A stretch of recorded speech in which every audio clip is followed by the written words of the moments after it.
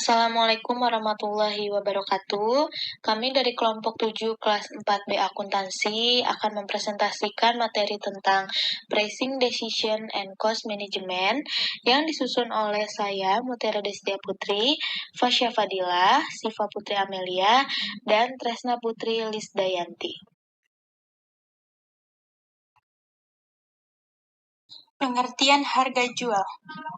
Dalam suatu perdagangan atau pertukaran barang, baik pertukaran jasa atau pertukaran barang, sering dikaitkan dengan konsep nilai harga atau manfaat. Uang dapat digunakan sebagai alat pengukur nilai atas barang atau jasa yang dipertukarkan. Harga jual adalah jumlah moneter yang dibebankan oleh suatu unit usaha kepada pembeli atau pelanggan atas barang atau jasa yang diserahkan.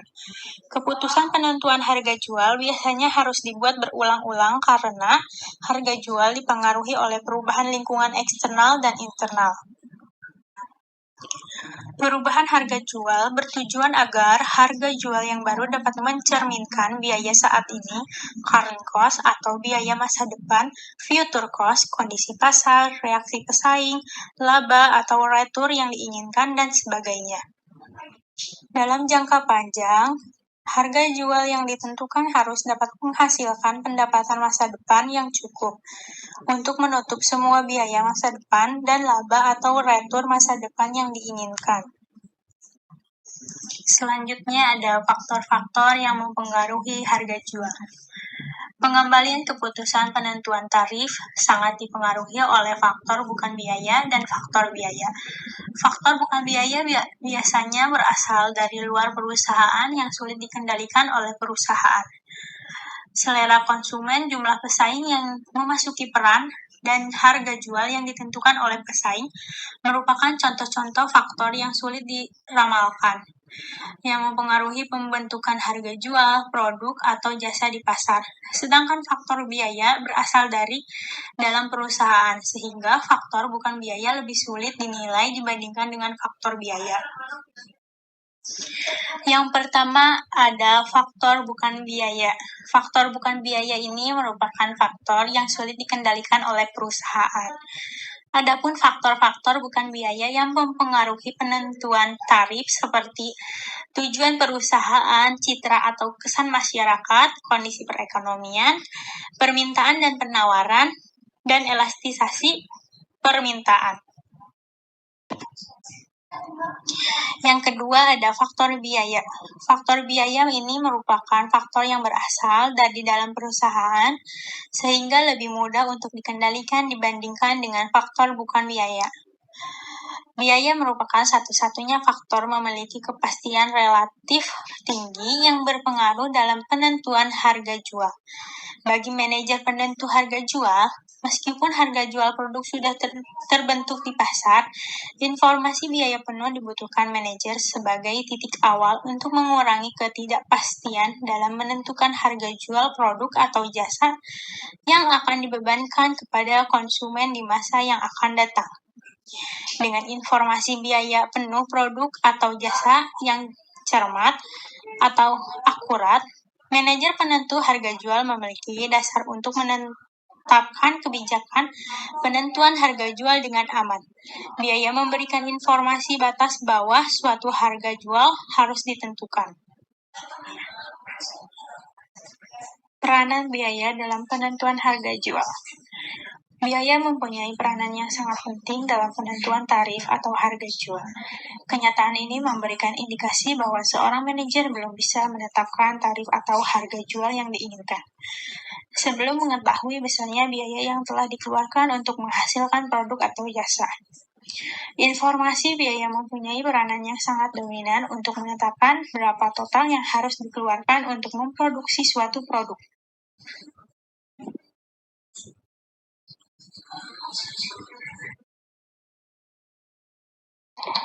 Informasi biaya penuh. Dalam keadaan normal, harga jual produk atau jasa harus dapat menutup biaya penuh yang bersangkutan dengan produk atau jasa yang menghasilkan laba jangka panjang sehingga dapat memberikan retur yang wajar bagi para pemegang saham serta mempertahankan dan mengembangkan perusahaan. Semua biaya yang harus ditutup tersebut meliputi biaya produksi, pemasaran, administrasi, dan umum, dan biaya keuangan baik yang bersifat tetap maupun yang bersifat variabel. Pengertian biaya penuh. Biaya penuh merupakan total pengorbanan sumber daya untuk menghasilkan produk atau jasa, sehingga semua pengorbanan ini harus dapat ditutup oleh pendapatan yang diperoleh dari penjualan produk atau jasa. Manfaat informasi biaya penuh dalam keputusan penentuan harga jual. Informasi biaya penuh memberikan banyak manfaat bagi manajer penentu harga jual dalam pengambilan keputusan penentuan harga jual. Metode penentuan harga jual yaitu penentuan harga jual dalam keadaan normal, cost plus pricing. Dalam cost plus pricing, harga jual ditentukan dengan cara menambahkan laba yang diharapkan di atas biaya penuh masa yang akan datang untuk memproduksi dan memasarkan produk.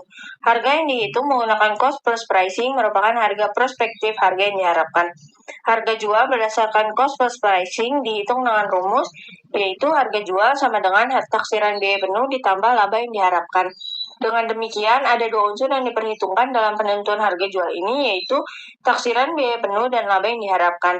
Taksiran biaya penuh sendiri dapat dihitung dengan dua macam pendekatan, yaitu full costing dan variable costing. Unsur kedua dalam perhitungan harga jual adalah laba yang diharapkan. Laba ini dihitung berdasarkan investasi yang ditanamkan perusahaan untuk menghasilkan produk. Berikut ini hal-hal dalam investasi yang diperhitungkan dalam penentuan laba yang diharapkan, yaitu 1. Cost of capital. Cost of capital adalah biaya investasi yang besarnya dipengaruhi oleh sumber aktif yang ditanamkan. Efektif cost of capital adalah biaya investasi yang besarnya dihitung setelah memasukkan pengaruh pajak penghasilan di atas laba. Contoh perhitungannya yaitu misalnya sebuah aktiva perusahaan dibiayai dengan kredit bank dengan bunga sebesar 25% per tahun dan tarif pajak penghasilan adalah 35%. Maka efektif cost of capitalnya yaitu 100% dikurang 35% dikali 25% sama dengan 65% dikali 25%, maka hasilnya 16,25%. Yang kedua, resiko bisnis. Perusahaan berani menanggung resiko dengan menanamkan modalnya. Harapannya adalah laba yang diperoleh sepadan dengan resiko yang mungkin atau akan ditanggung perusahaan. Oleh karena itu, suatu persentase laba ditambahkan di atas cost of capital sebagai imbalan terhadap penanggung resiko. Jadi, jika resiko bisnis besar, maka persentase laba yang ditambahkan juga besar. Yang ketiga, besarnya capital employed. Untuk memproduksi dan memasarkan produknya, perusahaan memerlukan investasi. Semakin besar investasi yang ditanamkan, semakin besar laba yang diharapkan oleh perusahaan. Jumlah aktiva yang terdapat pada neraca menunjukkan secara kasar besarnya capital employed. Ilustrasi penentuan harga dengan cost plus pricing, misalnya itu sebuah perusahaan komputer memiliki desain awal software dengan nama ProValue yang menghasilkan full cost sebesar $750 dengan asumsi markup 12%. Maka harga prospektif ProValue adalah $840 buka kurung 112% dikali $750 pada pasar personal komputer yang kompetitif. Reaksi pelanggan dan kompetitor mungkin memaksa perusahaan untuk mengurangi markup dan menaikkan harga menjadi $800. Perusahaan tersebut mungkin ingin mendesain ulang ProValue untuk mengurangi full cost-nya menjadi $720 per unit agar tetap mendapat markup mendekati 12%. Desain akhir dan cost plus price harus menyeimbangkan antara cost, markup, dan reaksi pelanggan. Terdapat proses bolak-balik. Target pricing approach. Target pricing approach mengurangi proses bolak-balik tersebut. Langkah-langkahnya yaitu 1. Tentukan spesifikasi produk dan target harga berdasarkan preferensi pelanggan dan ekspektasi respon kompetitor. Yang kedua, hitung target cost. Penyedia produk atau jasa spesifik seperti akuntan dan konsultan manajemen biasanya menggunakan cost plus pricing. Perusahaan jasa seperti jasa perbaikan rumah dan bengkel mobil menggunakan cost plus price yang disebut time and materials method. Harga ditetapkan sebesar material cost plus markup ditambah direct labor cost plus markup. Yang kedua, penentuan harga jual waktu dan bahan metode. Penentuan harga jual ini biasanya digunakan oleh perusahaan bengkel mobil, dok kapal, praktek dokter, jasa akuntan, dan perusahaan lain yang menjual jasa reparasi dan bahan dan suku cadang sebagai pelengkap penjualan jasa. Yang ketiga, penentuan harga jual waktu. Perusahaan bengkel, dok kapal, dan perusahaan lain yang menjual jasa reparasi pada dasarnya menjual jasa tenaga kerja langsung yang digunakan untuk menghasilkan jasa reparasi. Volume jasa dihitung berdasarkan waktu yang diperlukan untuk melayani konsumen, sehingga perlu dihitung harga jual persatuan waktu yang dinikmati oleh konsumen. Perhitungan harga jual waktu dilakukan dengan formula yaitu biaya tenaga kerja langsung, markup per jam tenaga kerja langsung, maka akan didapatkan harga jual waktunya. Markup atau persentase markup dihitung sebagai berikut, yaitu biaya tidak langsung ditambah laba yang diharapkan, maka akan diketahui jumlahnya. Taksiran jam tenaga kerja langsung dibagi markup per jam tenaga kerja langsung. Sedangkan biaya tenaga kerja langsung per jam dapat dihitung dengan formula taksiran upah tenaga kerja yang akan dibayarkan kepada tenaga kerja langsung selama tahun anggaran, biaya kesejahteraan tenaga kerja langsung, jumlah biaya tenaga kerja langsung, jam kerja tenaga kerja langsung dalam tahun anggaran, maka akan diketahui biaya tenaga kerja langsung per jam. Yang keempat, penentuan harga jual dalam cost type kontrak. Dalam cost type kontrak, harga jual yang dibebankan kepada konsumen dihitung berdasarkan biaya penuh sesungguhnya yang telah dikeluarkan untuk memproduksi dan memasarkan produk. Cost type kontrak merupakan kontrak pembuatan produk dan jasa atau jasa yang pihak pembeli setuju untuk membeli produk atau jasa pada harga yang didasarkan pada total biaya yang sesungguhnya dikeluarkan oleh produsen ditambah dengan laba yang dihitung sebesar persentase tertentu dari total biaya sesungguhnya. Selanjutnya yaitu market based approach atau cost based approach. Perusahaan yang beroperasi pada list kompetitif market menawarkan produk atau jasa yang berbeda dari para pesaingnya. Misalnya mobil, komputer, laptop, telepon genggam, jasa konsultasi manajemen, dan jasa hukum. Dan dapat menggunakan market based approach atau cost based approach. Pendekatan cost-based lebih mudah karena informasi biaya lebih mudah diperoleh dan selanjutnya mempertimbangkan pelanggan dan kompetitor. Sedangkan pendekatan market-based lebih dulu mempertimbangkan pelanggan dan kompetitor. Setelahnya baru mengecek biaya. Kedua pendekatan mempertimbangkan biaya pelanggan dan kompetitor hanya berbeda titik awalnya. Misalnya, kontraktor bangunan awalnya menetapkan harga sebesar cost plus profit dan pada akhirnya mengurangi harga saat negosiasi dan mempertimbangkan keinginan pelanggan dan harga kompetitor. Sebaliknya, kontraktor bangunan yang awalnya menetapkan harga berdasarkan harga pasar pada akhirnya harus mempertimbangkan biaya saat negosiasi dengan pelanggan untuk menurunkan harga. Perusahaan yang beroperasi pada pasar yang tidak kompetitif lebih menyukai cost-based approach karena tidak harus merespon harga kompetitor. Margin yang ditambahkan ke cost tergantung pada willingness of customer to pay. Yang selanjutnya yaitu market-based approach atau target costing for target pricing. Market-based pricing dimulai dari suatu target harga, yaitu estimasi harga produk yang ingin dibayarkan oleh pembeli potensial. Manajer membuat estimasi harga berdasarkan perceived value, nilai produk berdasarkan seberapa besar pembeli membutuhkan atau menginginkan produk tersebut, dan bagaimana kompetitor menetapkan harga atas produk mereka. Manajer perlu memahami pelanggan dan kompetitor karena 3 alasan. Yang pertama yaitu lower cost competitors akan terus mempertahankan harga yang lebih murah. Manajer perlu memahami pelanggan dan kompetitor karena 3 alasan. Yang pertama, lower cost competitor akan terus mempertahankan harga yang lebih murah. Yang kedua, produk memiliki umur lebih pendek, sehingga waktu untuk memulihkan kondisi akibat kesalahan penetapan harga, kehilangan pangsa pasar, dan rugi operasi menjadi lebih pendek. Yang ketiga yaitu pelanggan mudah mendapatkan informasi harga-harga produk dan mencari produk berkualitas tinggi dengan harga murah. Selanjutnya yaitu memahami customer perceived value. Bagian marketing mengidentifikasikan kebutuhan pelanggan dan persepsi mereka terhadap nilai produk. Perusahaan melakukan riset pasar terhadap keinginan pelanggan dan harga yang ingin mereka bayar. Lalu yang selanjutnya yaitu analisis kompetitor. Untuk mengukur bagaimana kompetitor bereaksi terhadap prospektif price atau harga yang akan ditetapkan, manajer harus memahami teknologi, produk biaya, dan kondisi keuangan kompetitor. Bagaimana caranya? Bertanya kepada pelanggan, penyedia, dan pegawai kompetitor. Melakukan reverse engineering, membongkar produk kompetitor untuk mengetahui desain, material, dan teknologi yang digunakan. Implementasi target pricing dan target costing dengan menggunakan ilustrasi perusahaan komputer. Yang pertama yaitu mengembangkan produk yang memuaskan kebutuhan pelanggan potensial.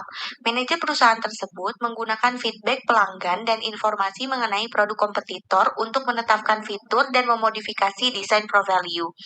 Riset pasar menunjukkan bahwa pelanggan tidak memberi nilai atas fitur ekstra, sebaliknya pelanggan menghendaki produk yang tanpa fitur ekstra namun dapat diandalkan dengan harga yang lebih murah. Yang kedua, yaitu adalah tetapkan target price. Manajer perusahaan tersebut memperkirakan kompetitor akan menurunkan harga komputer menjadi $850. Manajer ingin menurunkan harga pro value, yaitu komputer yang diproduksinya sebesar 20% dari $1.000 menjadi $800. Manajer marketing memperkirakan penjualan akan naik dari 150.000 unit menjadi 200.000 unit. Untuk yang ketiga, yaitu adalah hitung target cost per unit, yaitu target price dikurangi target operating income. Untuk mencapai target return on capital, perusahaan menetapkan target operating income sebesar 10%. Untuk menghitungnya, kita harus menghitung target revenue dulu. Total target revenue yaitu adalah $800 dikali 200.000 unit sama dengan $160 juta. Total target operating income yaitu adalah 10% dari total target revenue yaitu sebesar $16 juta. Lalu total target operating income per unit yaitu adalah $16 juta.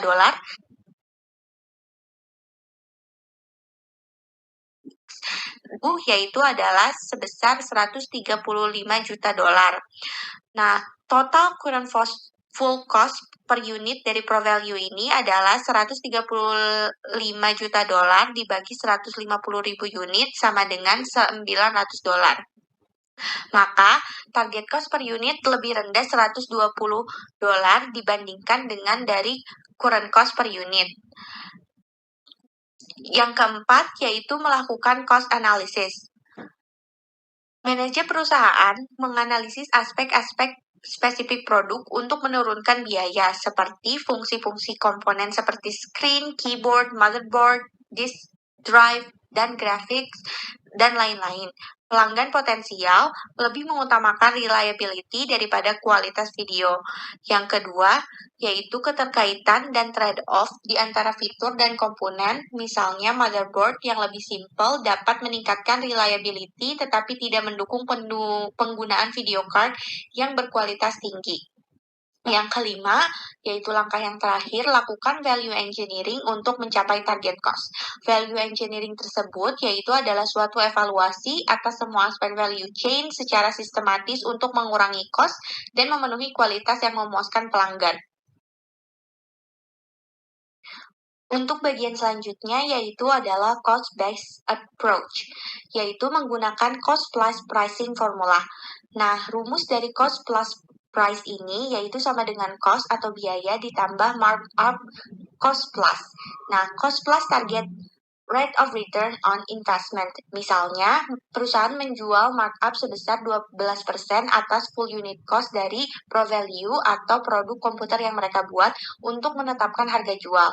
Nah, cost base yaitu adalah full unit cost dari pro value tersebut yaitu sebesar $720 ditambah dengan markup komponen yaitu 12% dari $720, sehingga prospective selling price atau harga penjualannya yaitu adalah $806.40.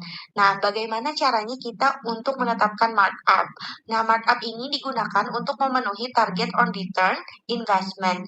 Nah, target on return investment ini adalah operating income dibagi dengan invested capital dan memiliki beberapa definisi, diantaranya yaitu adalah dengan total aset. Nah, untuk menghitung atau menetapkan markup tersebut dapat dihitung sebagai berikut. Nah, misalnya di perusahaan komputer for value tersebut, target dari return on investment adalah 18%. Nah, diketahui juga capital invested atau invested capital yaitu sebesar $96 juta. Maka kita sebelum menetapkan nilai markup, kita harus menghitung dulu target operating income dengan cara mengalihkan target return on investment dikali dengan invested capital sehingga diperoleh angka $17.280. Nah, $17.280 tersebut kemudian dibagi 200.000 unit sehingga diperoleh target operating income per unit sebesar $86.40.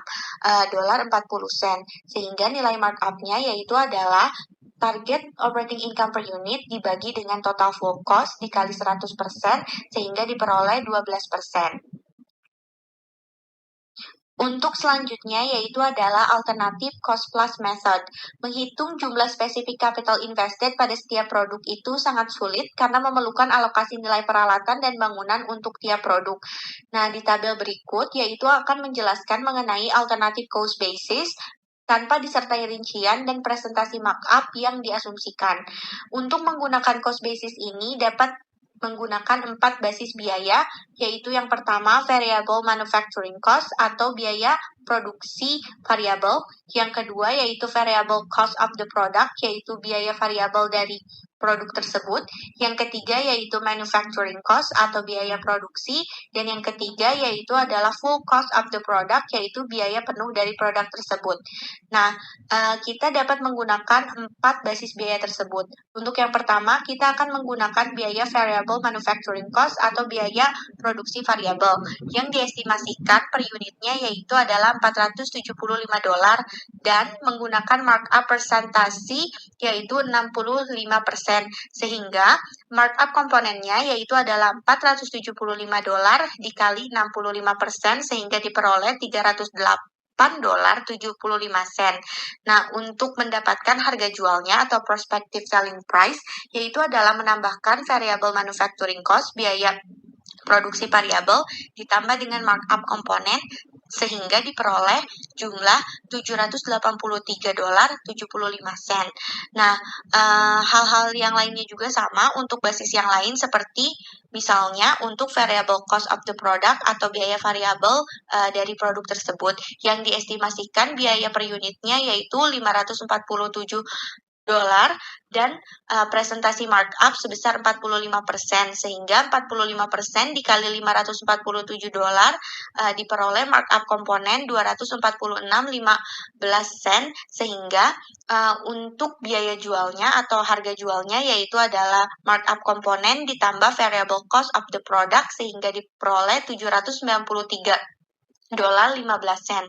Nah, jika menggunakan basis cost yang manufacturing cost atau biaya produksi juga sama, yaitu diestimasikan biaya per unitnya adalah $540 dikalikan presentasi markup-nya 50% sehingga markup komponennya yaitu $270, sehingga biaya atau harga jualnya yaitu adalah markup komponen ditambah dengan biaya produksi atau manufacturing cost yaitu $810.